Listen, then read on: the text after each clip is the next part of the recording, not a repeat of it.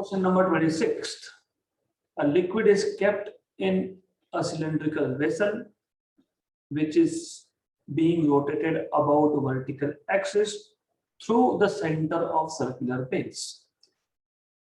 If the radius of vessel is r, and angular velocity of rotation is omega, then the difference in height of the liquids at the center of the vessel and the edge is.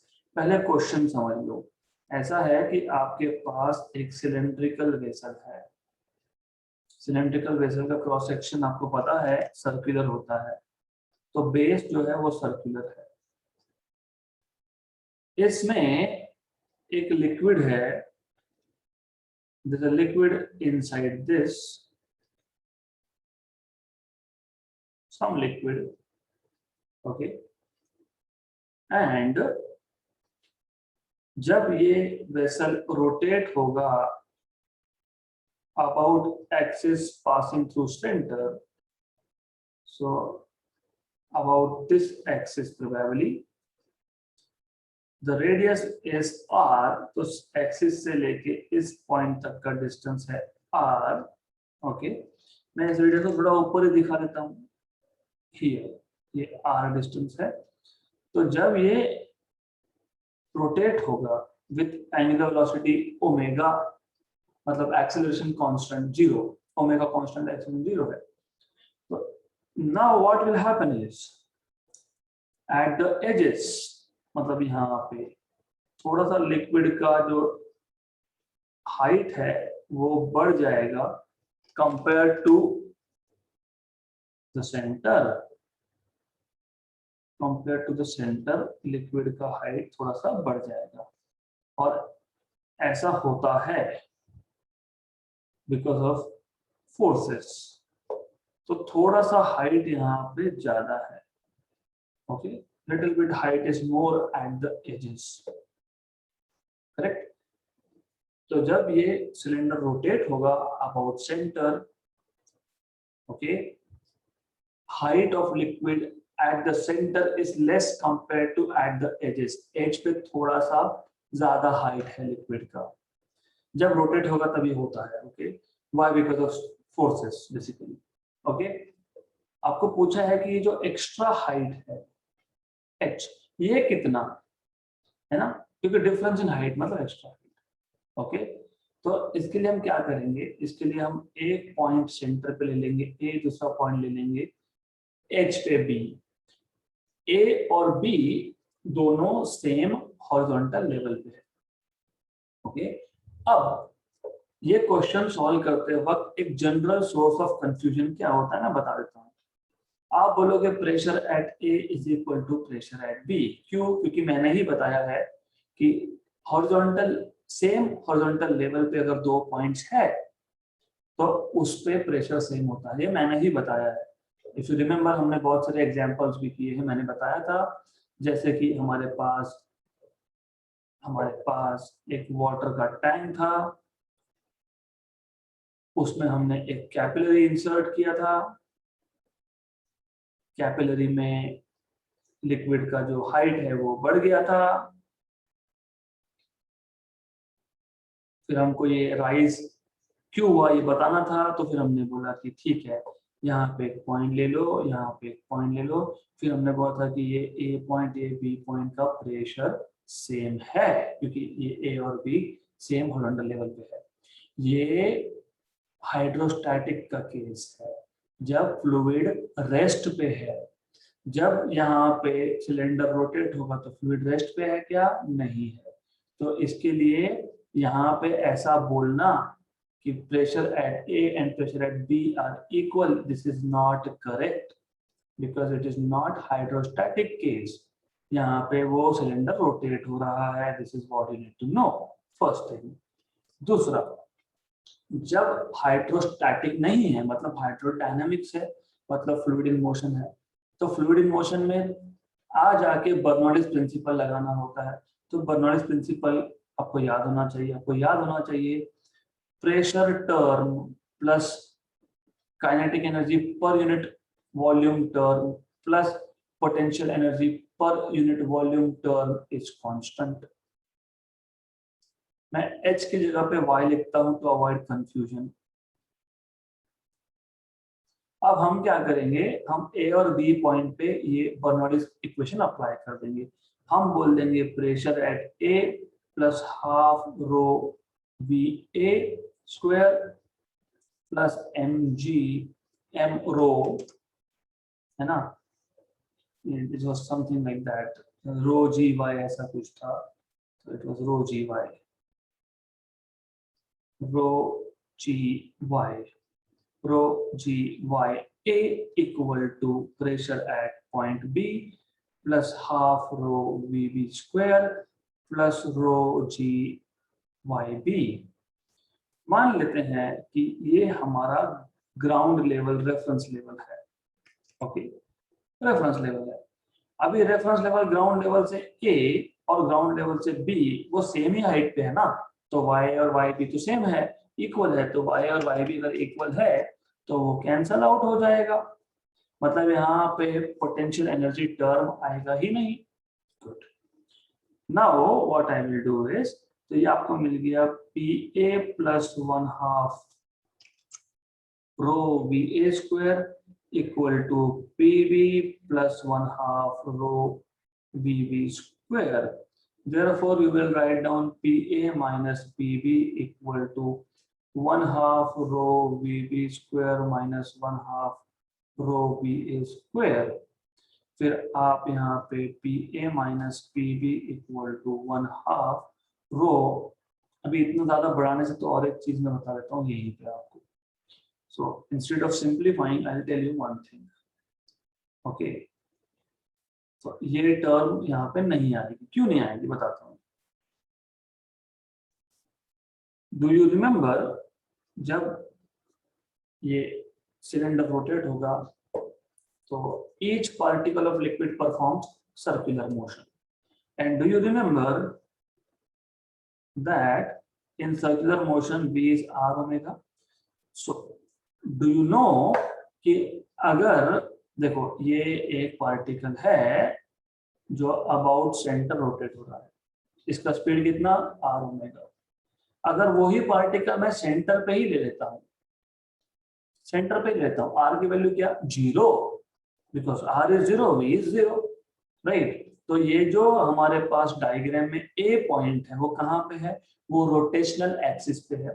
Therefore va is equal to 0 since ra is 0, क्योंकि radius at point a is 0, क्योंकि वो rotational axis पे बैठा हुआ है, right. Good, ये पता होना चाहिए, तो this is something you should no.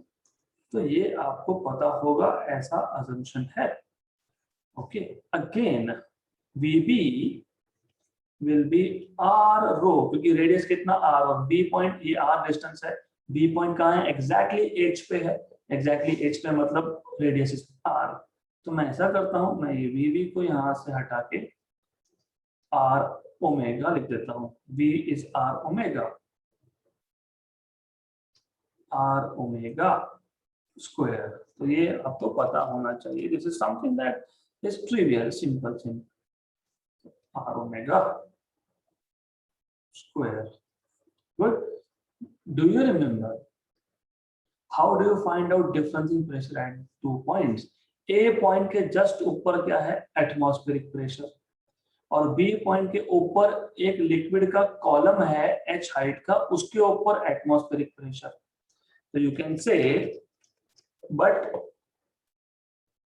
PA is just atmospheric pressure, क्योंकि exactly above point A is air, और you can say nothing also, क्यों फर्क नहीं पड़ता यहाँ पे।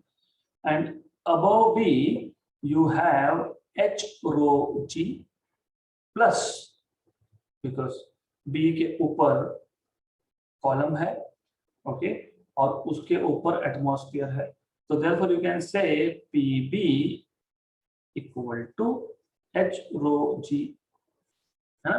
तो डायरेक्ट कर लो, कोई फर्क नहीं पड़ेगा, हम अगर एटमॉस्फेरिक प्रेशर नहीं भी लेंगे तो कोई फर्क नहीं पड़ेगा। What is important is just to know कि ये जो PA माइनस PB है ये H रो G आता है, that's all you need to know, that's it.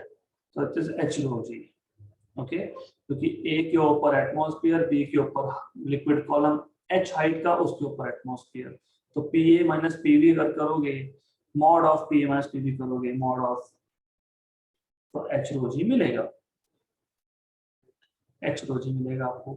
Half rho r square omega square, cancel cancel, तो H equal to r square omega square by 2g है क्या, ऑप्शन नंबर बी। तो I am going to repeat this question. There was a cylinder in which there was liquid. Cylinder rotate हो रहा है about an axis passing through center of the base. Base circular है. Okay. So when the cylinder rotates, liquid is being pushed away because of centrifugal force. And at the edges, मतलब wall पे, cylinder के wall पे थोड़ा सा liquid का level ज़्यादा होगा. Okay, you must have seen this. जब मिक्सर ग्राइंडर में आप जूस बनाते हो, ऊपर का ट्रांसपेरेंट अगर आपके पास जो उसका लिड है अगर वो ट्रांसपेरेंट है, देखोगे तो ऐसा ही दिखता है, एज पे हाइट ज्यादा होता है कंपेयर टू सेंटर। तो ये पूछा है कि जो हाइट डिफरेंस है सेंटर और एज में जो लिक्विड है उसका कितना है।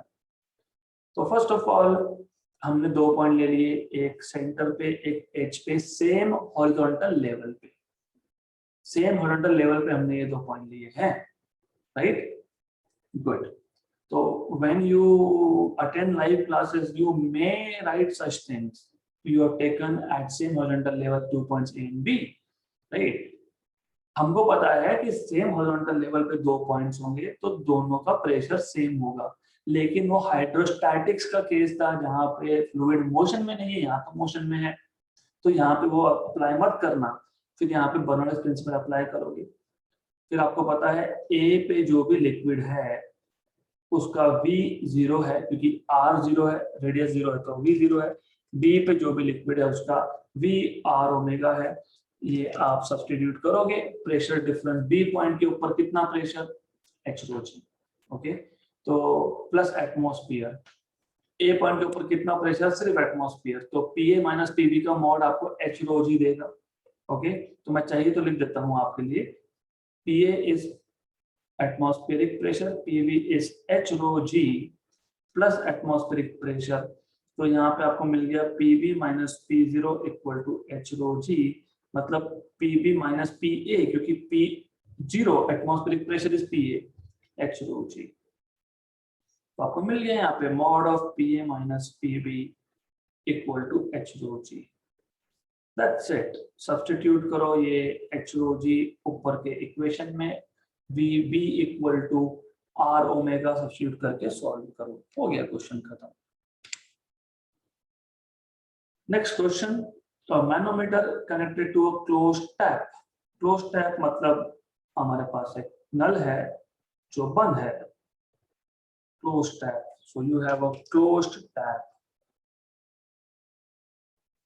मान लेते हैं ये टैप क्लोज्ड है, दिस इज क्लोज्ड, इसमें एक लिक्विड है ना, और जो भी है not showing in details, but ठीक है, यू कैन अंडरस्टैंड नाउ। तो मैनोमीटर क्यों यूज करते मैंने बताया था, manometer is being used to measure pressure. Atmospheric pressure measure करने के लिए आप क्या यूज करते हो ये पता होना चाहिए, okay. So manometer is used to measure pressure. तो जब टैप क्लोज था तो मैं उसको बोलता हूँ केस 1। केस 1 मतलब tap is closed. Case 2 tap is open. अभी इट इज वेरी ऑब्वियस कि आपको बोला है manometer connected to close tap reach 3.25 into 10 power 5 newton पर मीटर स्क्वायर, मतलब पास्कल ऑफ प्रेशर। जब टैप ओपन कर दिया उसके ऊपर आपको पता है वॉल होता है, यहाँ पे नल खोलते हो ना आप, यू ओपन इट, तो यहाँ पे एक वॉल होता है, you open the wall, pressure falls to 3 into 10 power 5 newton पर metre square. Velocity of flow of water is, obviously पहले केस में वेलोसिटी 0 था, क्योंकि टैप जब बंद था तो पानी फ्लो नहीं हो रहा है, जब पानी फ्लो नहीं हो रहा वेलोसिटी 0 है। दूसरे केस में आपको निकालना है what is velocity. Obviously in this case tap तो जहां था वहीं पे है ना, मतलब ग्राउंड लेवल से वाटर का हाइट y1 और y2, मतलब जब टैप क्लोज था तभी भी हाइट ग्राउंड से सेम है, जब पानी फ्लो हो रहा है तभी भी ग्राउंड से हाइट सेम है, तो y1 और y2 सेम रहेंगे। जब y1 और y2 सेम होते हैं तो बर्नौलीज इक्वेशन में पोटेंशियल एनर्जी टर्म हम लिखते नहीं है, क्योंकि पोटेंशियल एनर्जी टर्म कैंसिल हो जाता है। तो आप अप्लाई करते हो Bernoulli's equation, applying Bernoulli's equation या फिर Bernoulli's theorem, you have, so P1 plus half rho V1 square equal to P2 plus half rho V2 square। मैं यहाँ पे पोटेंशियल एनर्जी टर्म लिख नहीं रहा हूँ क्योंकि हाइट सेम है, V1 0 है, तो P1 equal to P2 plus half rho V2 square. So you will have P1 minus P2 equal to rho V2 square by 2. So you will ultimately get V2 square is 2 times of pressure difference by density. And water है, water का density पता होता है आपको. So therefore V2 square is 2. Pressure P1 3.5 into 10 power 5, P2 is 3 into 10 power 5, so 0.5 into 10 power 5. Upon density of water is 1000 kilogram per meter cube, 2 into 0.5 is 1, ऊपर 10 power 5, नीचे 10 power 3, मतलब 10 power 2 मतलब 100, मतलब V2 का V2 square 100 है, तो V2 कितना आएगा 10 मीटर पर सेकेंड, ऑप्शन नंबर बी। तो this is how you are supposed to solve this question. Simple सा केस था, आपको सिर्फ कहाँ क्या अप्लाई करना है। This is one issue that one of you were facing, कहाँ पे कौन सा कॉन्सेप्ट अप्लाई करना है वो याद नहीं आता। देखो सिंपल केस है, मैनोमीटर प्रेशर मेजरमेंट के लिए होता है, टैप ओपन किया फ्लूइड फ्लो हुआ, तो हाइड्रोस्टैटिक तो नहीं है यहाँ पे, फिर क्या है फ्लूइड डायनामिक्स है ना, मोशन ऑफ फ्लूइड। अब फ्लूइड इन मोशन है तो बर्नौलीज इक्वेशन ही तो बेसिक है, हम बर्नौलीज इक्वेशन अप्लाई कर देंगे ना। 28. A cylindrical tank has a hole of 1 centimeter square in its bottom. हमारे पास एक cylindrical tank है जिसके बॉटम पे 1 सेंटीमीटर स्क्वायर का होल है। Okay. If the water is allowed to flow into the tank from a tube above it at a rate of 70 centimeter cube per second. इसके ऊपर एक ट्यूब है जिसमें से पानी टैंक में जा रहा है at a flow rate of 70 centimetre cube per second, तो वॉल्यूम एंटरिंग पर सेकेंड इज 70, और यहां से भी बाहर निकलेगा ही वैसे, बाय द वे यहां से भी तो पानी बाहर आने ही वाला है, that is of course obvious है ना। Then the maximum height up to which the water can rise in the tank is, अब ऐसा है कि केसेस समझ लो, केस इज लाइक दिस, अगर सिर्फ नीचे होल होता तो डेफिनेटली धीरे धीरे करके वो टैंक खाली हो जाता ऑब्वियसली है ना, लेकिन ऊपर से भी पानी रिफिल हो रहा है, तो रिफिलिंग भी हो रहा है, तो मैक्सिमम हाइट कितना मेंटेन होगा, ये एच कितना मेंटेन होगा ये पूछा है। तो जितना पानी हर सेकेंड में अंदर आ रहा है उतना ही पानी हर सेकेंड में अगर बाहर जा रहा है, तो then obviously you will say कि एक पर्टिकुलर हाइट मेंटेन होगा है ना, जितना पर सेकेंड अंदर आ रहा है ओके, और जितना पर सेकेंड बाहर जा रहा है। अगर ये दोनों वॉल्यूम्स इक्वल हो गए, so maximum height will be when maximum height will be when volume entering per unit time, जिसको आपने वॉल्यूम फ्लक्स बोला था, तो volume entering per unit time is equal to किसका volume, volume of water of course, volume leaving per unit time,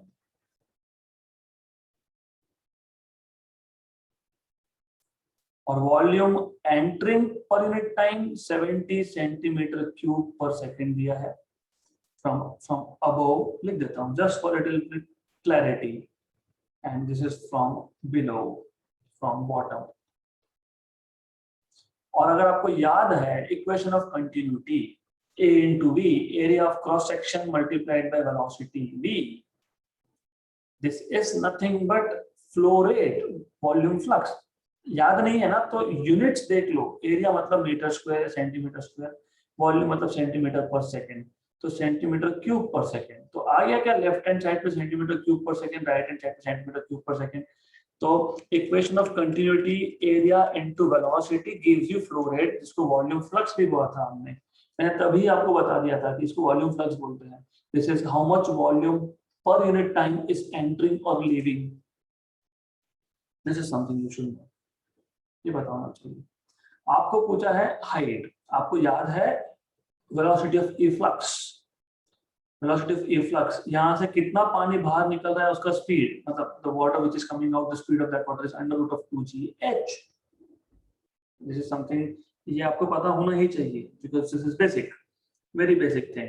alright, तो दोनों को equate कर दिया तो फिर हम बोलेंगे 70 सेंटीमीटर क्यूब पर सेकंड। में जानबूझ के यूनिट्स रख रहा हूँ क्योंकि अल्टीमेटली सेंटीमीटर में चाहिए, तो बस बताने के लिए। तो ये भी सेंटीमीटर क्यूब पर सेकंड आएगा, तो मैं कैंसिल कर सकता हूँ इसको basically, so I can do it. तो एनीवेज, तो I will not write down units now, ये सिर्फ आपको समझाने के लिए था कि दोनों साइड्स पे सेम फिजिकल क्वांटिटी है। एरिया, एरिया कितना 1 सेंटीमीटर स्क्वायर, वेलोसिटी कितना अंडर रूट ऑफ 2gh। हमको क्या फाइंड करना है, हमको फाइंड करना है h। Squaring on both sides कर दोगे स्क्वायर अगर, तो 70 का square 4900 2gh, h is equal to 4900 by 2g। Okay, 4900 g की वैल्यू ऐसा सीजीएस सिस्टम में कितनी होती है, 980 सेंटीमीटर पर सेकंड स्क्वायर सीजीएस सिस्टम में हम लोग।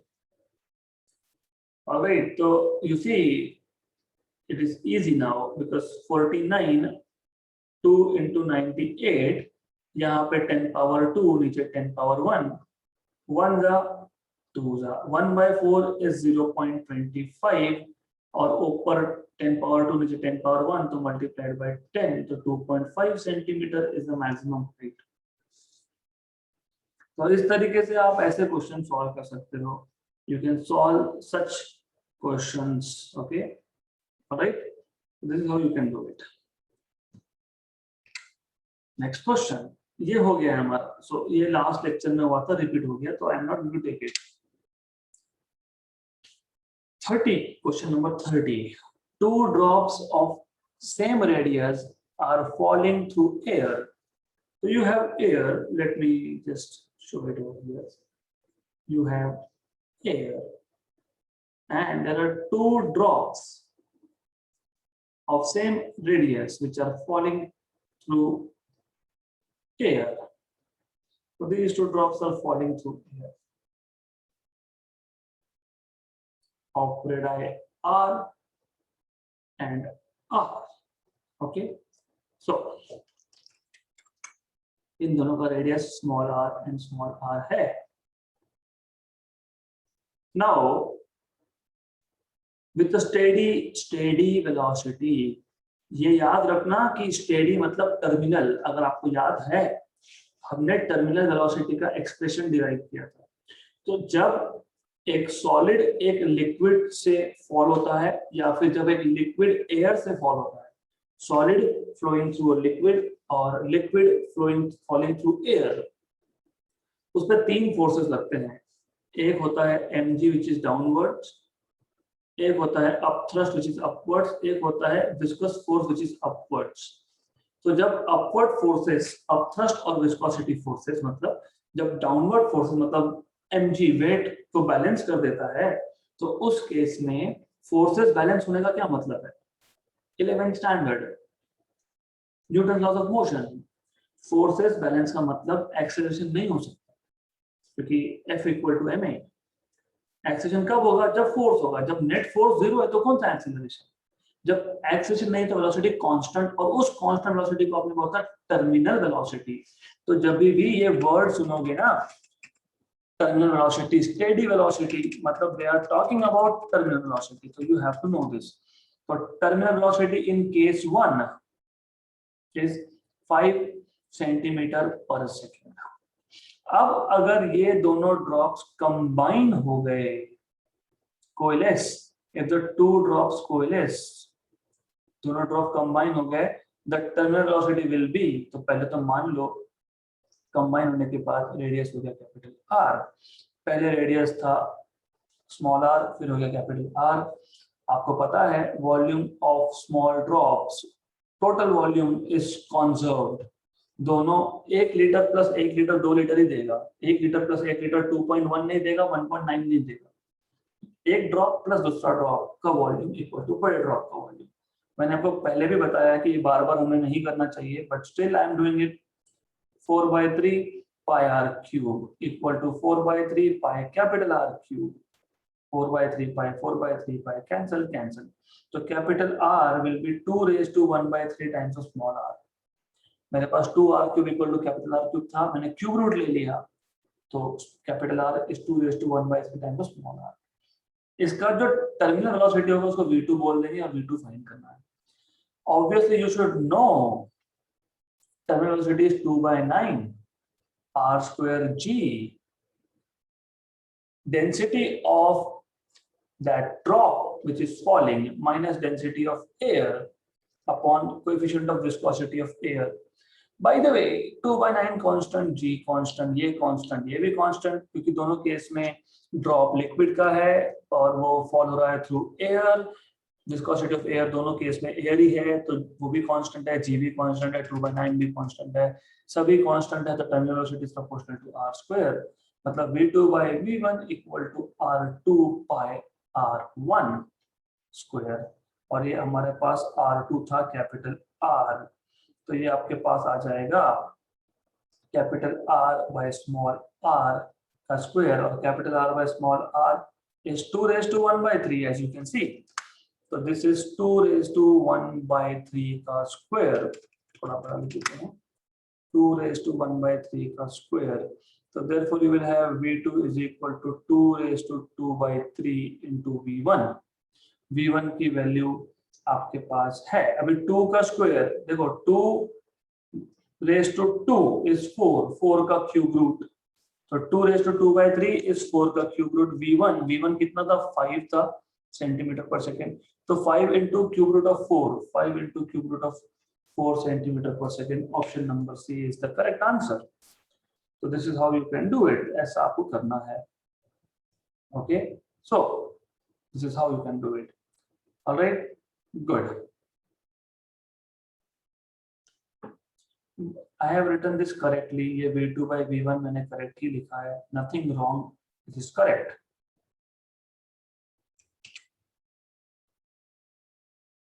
Let's move ahead. v2 is proportional to r square. हाँ, यहाँ पे ये लिखते time, all right, this kind of small mistakes you can understand, you are good in understanding such small mistakes, okay, so no issues with that. A ball of radius r and density rho, हमारे पास एक ball है जिसका radius r है, उसका density, ball का density rho है, falls freely under gravity through a distance h before entering water. Velocity of ball does not change even on entering water. If the viscosity of water is eta, the value of h is given by. तो आपके पास ये एक tank है,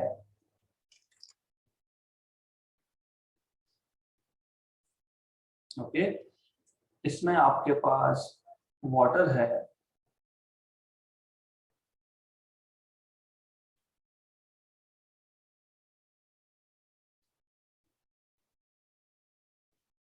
अब according to the question, what they are saying is you have a ball of radius r. So this is a ball of radius r and density is rho. It is falling freely, मतलब air resistance नहीं है, under gravity through a distance h before entering water. तो ये distance h है, right? आपको पता होना चाहिए, immediately पता होना चाहिए कि h distance cover करने में velocity will be under root of 2gh because v square equal to u square plus 2as and v square equal to 0. 0 क्यों? क्योंकि initial velocity 0 था जब हमने बॉल को ड्रॉप किया, plus 2gh, g क्यों? क्योंकि वो नीचे क्यों जा रहा है? because of gravity, falls freely under gravity into h. तो v is equal to under root of 2gh. मतलब surface of water पे पहुंचने के बाद velocity हो जाएगा under root of 2gh. So this is velocity when ball reaches surface of water और इसके बाद जब वो अंदर जाएगा उस केस में भी वेलोसिटी चेंज नहीं हो रहा है, लेकिन लिक्विड के अंदर वेलोसिटी टर्मिनल होता है. So since the velocity of ball is not changing,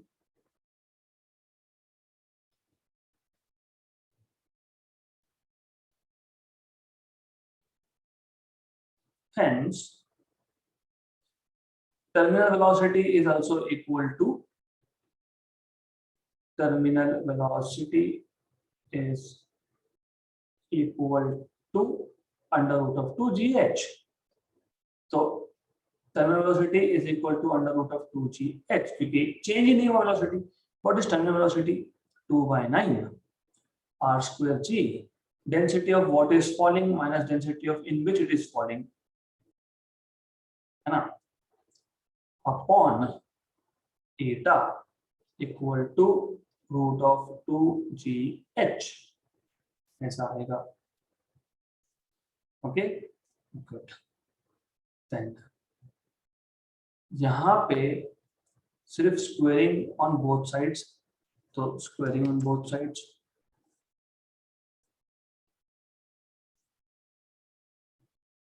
squaring on both sides, you will have 2 square as 4, 9 square as 81, r raised to 4 g square rho minus sigma का square upon eta का square equal to 2gh. ये 1 था, ये 2 था, ये g और ये g गया, therefore h is equal to what? H is equal to 2/81 r raised to 4 rho minus sigma square g by eta square. 2/81 r raised to 4 rho minus sigma square, option number C, क्योंकि यहाँ पे square नहीं है. Okay, दूसरा यहाँ पे sigma होना चाहिए, नहीं है. ओके, क्यों नहीं है? नहीं है, तो ठीक है, प्रिंटिंग मिस्टेक होगा. So that is what you have. Option number C. Okay, they have forgotten to write down density of water. So this is how you can solve this particular question. तो ऐसा ये question आप solve कर सकते हो. तो question is very simple, extremely simple question. Alright, so next question. Air streams horizontally past a small airplane's wings with a speed 70 meter per second over the top surface and 60 meter per second past the bottom surface. Plane has a mass of 1340 kg and wing area 16.2 meters square. Find the net vertical force. Given density of air is 1.2 kilogram per meter cube. Now, if you remember, from one of the last questions, हमने एक one of the last lectures में हमने airplane का case लिया था. यहाँ पे हमने यहाँ पे नेट फोर्स का फॉर्मूला बनाया था तो I am not going to derive things again क्योंकि वो हमने ऑलरेडी किया है. तो we have applied Bernoulli's equation and then कहाँ पे बर्नौलीज इक्वेशन अप्लाई किया था? प्लेन के विंग के ऊपर के पार्ट में, विंग के नीचे के पार्ट में. तो pressure difference into area is force that is equal to mg. और बाद में अगले क्वेश्चंस में भी ऐसा आया था. आपको नेट फोर्स, वर्टिकल फोर्स निकालना है. तो what I will do is for this particular example, Bernoulli's equation आप अप्लाई करोगे. नेट फोर्स आपको पता है क्योंकि प्लेन जब उड़ रहा है तो mg डाउनवर्ड है और एक फोर्स ऊपर है अपवर्ड, जो प्रेशर डिफरेंस की वजह से आता है. तो ये आप खुद कैलकुलेट करोगे. डेल्टा पी निकालने के लिए बर्नौलीज इक्वेशन अप्लाई करोगे आप. तो मैं यहाँ पे डायरेक्टली इक्वेशन लिख रहा हूँ because I want you to basically work out this particular formula. तो नेट अपवर्ड फोर्स या नेट वर्टिकल फोर्स, अपवर्ड या डाउनवर्ड, वो सॉल्व करने के बाद आएगा. So your assignment is, self practice is, पिछले लेक्चर में जाके ये देखो कि जब प्लेन का केस आता है तो उसके विंग के ऊपर जब एयर फ्लो होता है, जो नीचे फ्लो होता है, उसका वेलोसिटी डिफरेंस से आप प्रेशर डिफरेंस निकाल सकते हो.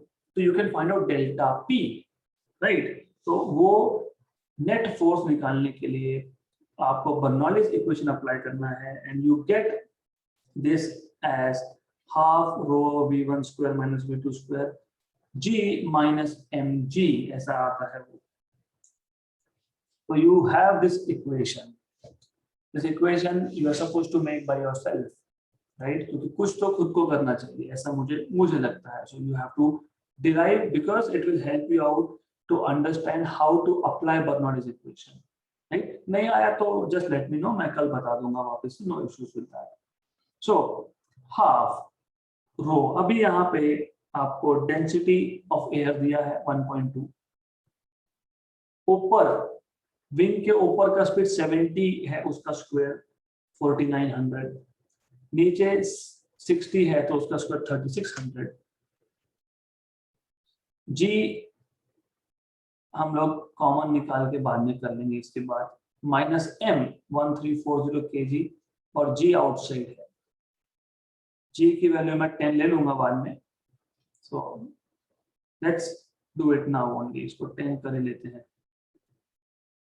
तो ये आ गया 1 जा 0.6 जा 0.6 into 1300 minus 1340 into roughly 10. तो 13 6 जा कितना होता है आपको पता होना चाहिए. 13 5 जा is 65, 13 6 जा is 78. तो ये आपका आ जाएगा 780 minus 1340 into 10. 780 minus 1340 कितना होता है वो देख लेते हैं हम लोग. So 1340 minus 780 560. So 560 into 10 कर दिया तो फिर प्रॉब्लम हो जाएगा. तो 9.80 करो. That is better thing to do. Okay. So that is better thing to do.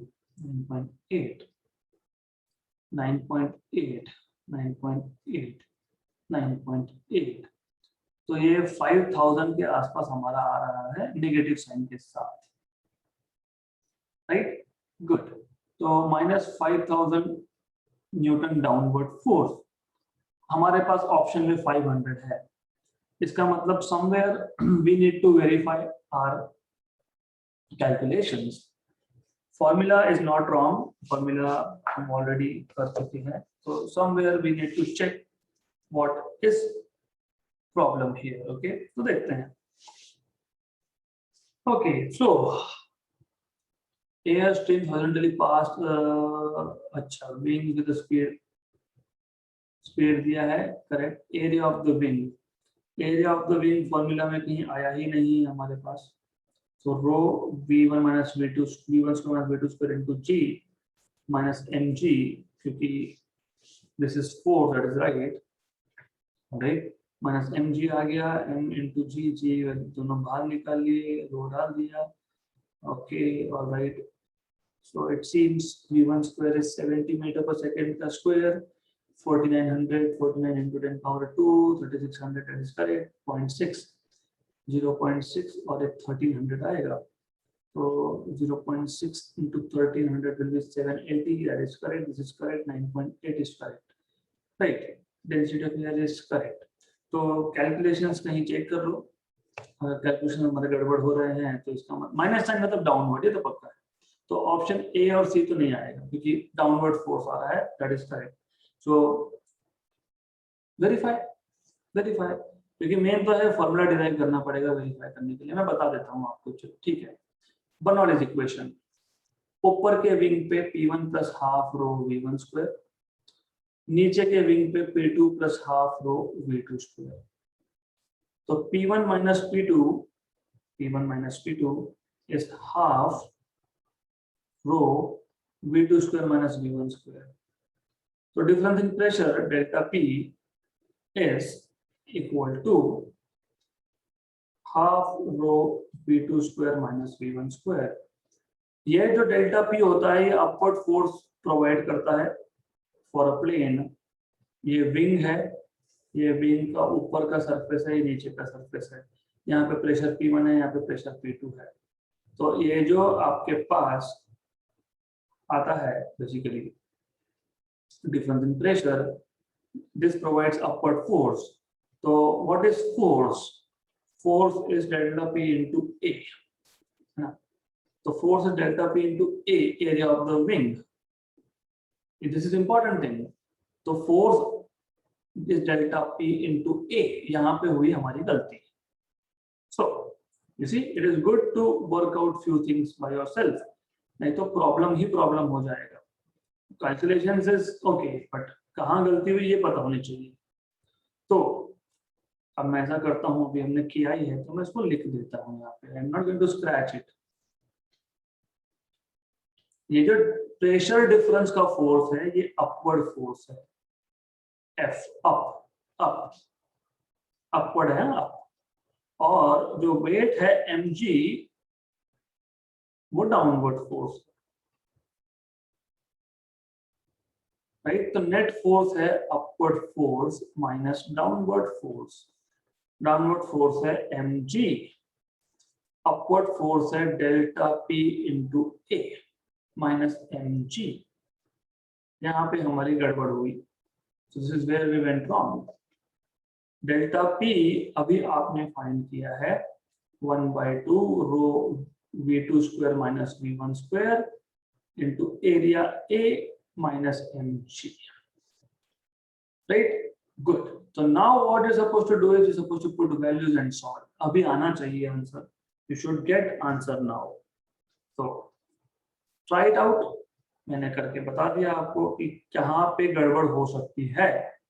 So that is why I wanted to give you this as an assignment to derive formula. But in any case कोई बात नहीं, हमने कर लिया ये.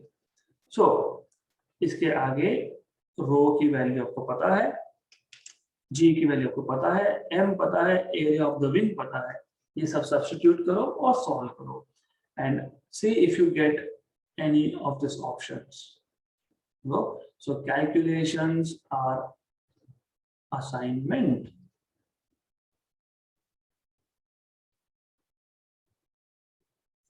Right. करके देखो क्या आता है, जो आएगा वो आएगा. Next question. What time is it? एक क्वेश्चन हो जाएगा हमारा इसमें. Drops of liquid of density D are floating half immersed in a liquid of density rho. If the surface tension of liquid is T, then the radius of the drop is. अच्छा question है. So you have two liquids. Liquid 1. इस liquid 1 में there is another liquid which is floating half immersed. ऐसा. So you have something like this, half immersed. There's a drop of liquid जिसका density D है. Okay. It is floating half immersed in another liquid of density sigma rho, sorry, not sigma but rho. Surface tension is T. The radius of drop is. तो by the way, how to solve this particular question, यहाँ पे करना क्या होता है पहले आपको ये समझना है। आपको ये समझना है कि यहाँ पे weight mg of the drop is downwards और अपवर्ड कौन कौन सा फोर्स है। फर्स्ट, जब भी एक फ्लूइड में दूसरा हेवियर फ्लूइड या फिर दूसरा सॉलिड होता है तो एक फोर्स ड्यू टू बुयांसी होता है, बुयॉन्ड फोर्स बोलते हैं उसका, वो अपवर्ड होता है, अपथ्रस्ट होता है, मतलब वो तो आपको पता है वो अपथ्रस्ट होता है। तो एक फोर्स है अपथ्रस्ट का, right. And obviously you should know that जब भी एक लिक्विड दूसरे लिक्विड से कांटेक्ट में है या फिर एक सॉलिड दूसरे लिक्विड के कांटेक्ट में है, थोड़ा इसको बड़ा दिखा देता हूं मैं just for the sake of understanding, जहां जहां पे कांटेक्ट है इसका एक लिक्विड का दूसरे लिक्विड के साथ या फिर एक सॉलिड का दूसरे लिक्विड के साथ, वहां पे सरफेस टेंशन एक्ट होता है अपवर्ड्स। तो सरफेस टेंशन का फोर्स भूलना नहीं। तो दूसरा फोर्स है force due to surface tension. तो यहाँ पे दो अपवर्ड फोर्सेस है, एक upthrust force due to buoyancy, दूसरा है सरफेस टेंशन। तो weight of liquid is balanced by weight of drop is balanced by upthrust, that is beyond force, upthrust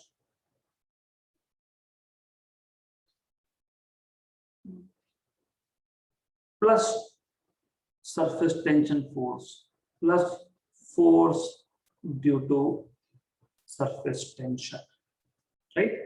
Good. Now weight of drop is m into g. Upthrust force अगर आपको याद होगा, upthrust force कैसे निकालते थे, Archimedes principal, volume of liquid displaced. देखो क्या है ना, मैं रिपीट कर रहा हूं लेकिन not every time I can do the same, you have to start remembering now. हमारे पास लिक्विड है,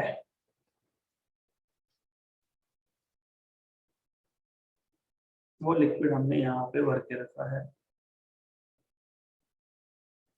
something like this. Just a minute,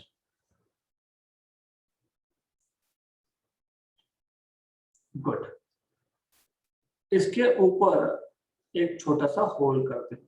क्यों बताता हूं क्यों, क्योंकि ऐसा है कि ये अपथ्रस्ट कैसे निकालते हैं।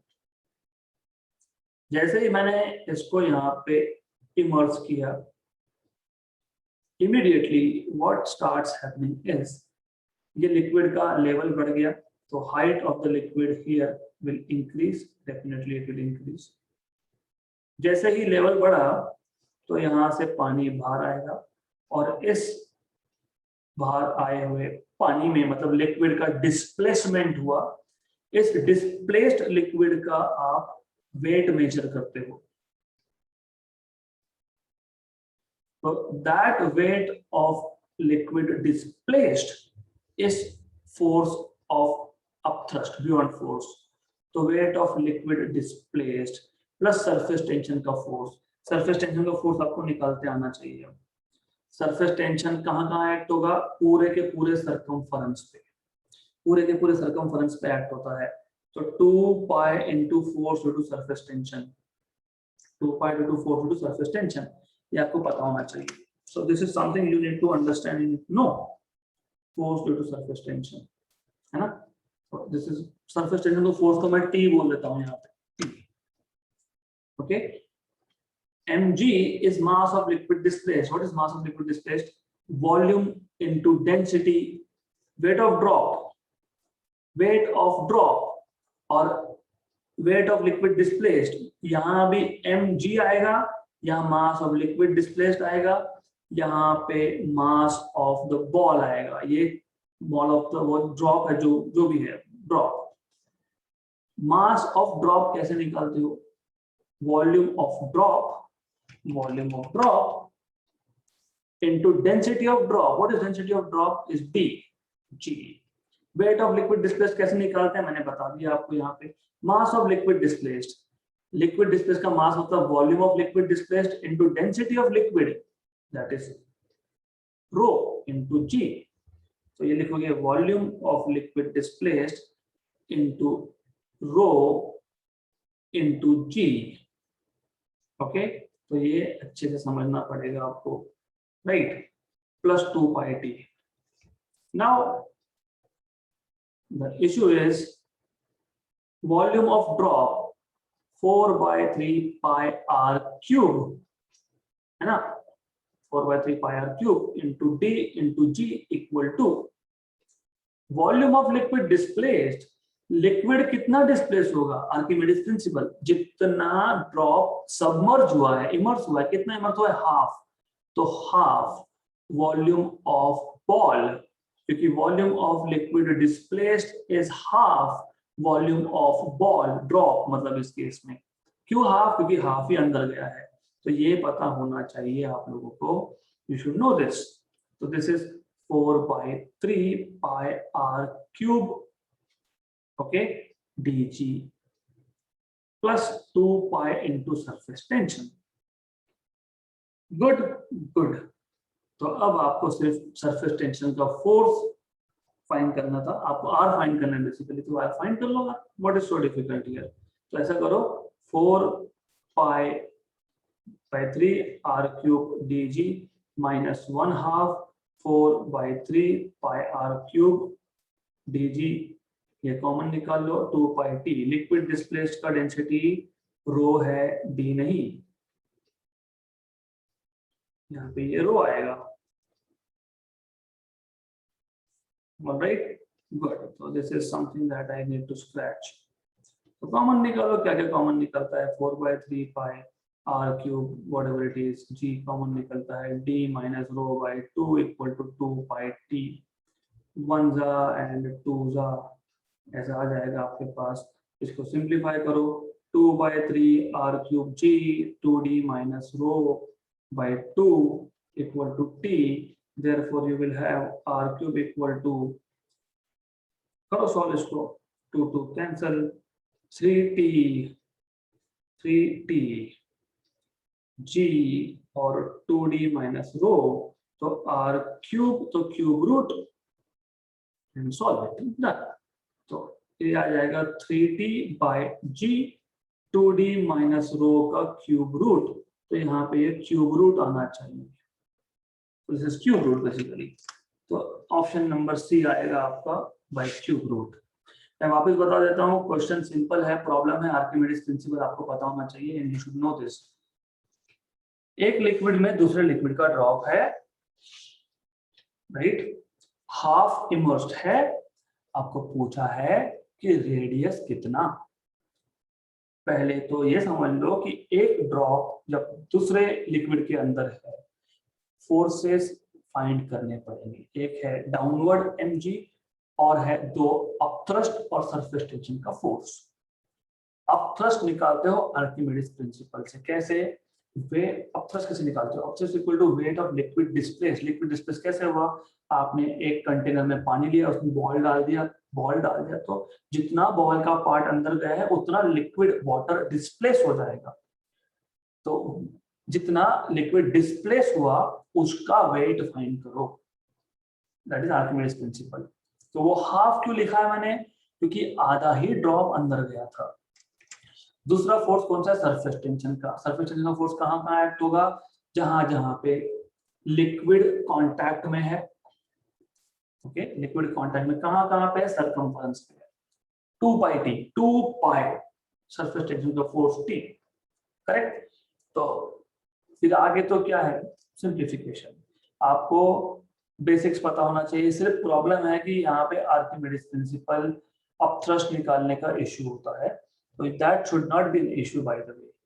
सिर्फ weight of liquid displacement density rho डालना है, ये याद रखना, तो यहाँ पे डेंसिटी रो आएगा, सिंप्लीफाई करो, और ऑप्शन में क्यूब रूट्स है, तो वहां पे सब जगह पे स्क्वायर रूट्स हो गए गलती से, तो these are all cube roots, okay, so this is how you are supposed to solve this particular question, and we will stop here for today.